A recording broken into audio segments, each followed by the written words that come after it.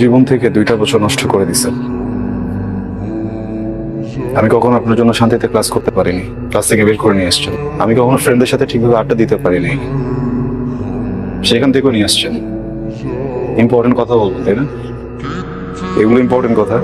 একটা ছেলেকে 2টা বছর অপেক্ষা করানোর পরে তার হাতে বিয়ের কার্ডটা ধরে দিচ্ছেন, এটা ইম্পর্টেন্ট কথা। তাকায় আছেন কেন বলেন না? কথা বলেন না, টাকা চলে গেল। এইটা ইম্পর্টেন্ট কথা।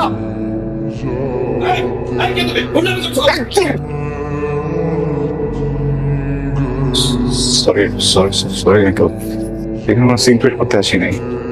উনি উনি আমাকে 2 বছর ধরে আঙ্কেল ঘোরাচ্ছে, বুঝছেন? আমাকে কি যেন একটা ইম্পর্টেন্ট কথা বলবে। আমি 2টা বছর ধরে ঘুরতেছি। আমি জাস্ট আসছি ইম্পর্টেন্ট কথাটা শোনার জন্য। আমি ইম্পর্টেন্ট কথা শুনে কেউ চলে যাবো, ডিস্টার্ব করবো প্লিজ। আপনি কি চান এখানে একটা সিনক্রেট হোক? না। 2টা বছর ছটফট করছেন না কথাটা বলার জন্য, এর থেকে অনেক বেশি ছটফট আমি করছি কথাটা শোনার জন্য।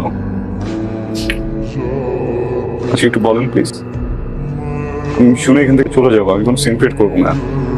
এদিকে তাকান, আমার দিকে তাকান।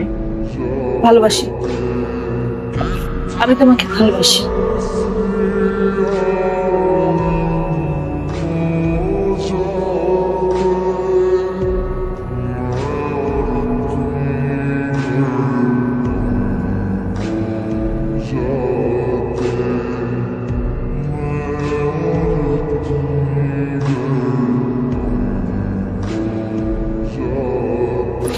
ইম্পর্টেন্ট কথা শুনলা তো না, যেটা শুনতে আসছিল?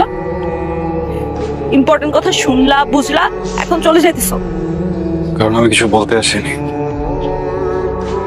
শুনতে আসছিলাম। শুনে ফেলছি, এখন ধর কোনো কাজ নাই। কি হবে? এত স্টুপিড তুমি, মাথায় বুদ্ধি নাই? হ্যাঁ, কিছু বুঝো না? এতগুলা মানুষের সামনে আমার ফ্যামিলি, বরপক্ষের লোকজন সবাই শুনছে আমি কি বলছি, সবাই শুনছে। তারপর আমার বিয়ে হবে তোমার মনে হয়? আদৌ বিয়ে হবে? সরি। Okay fine.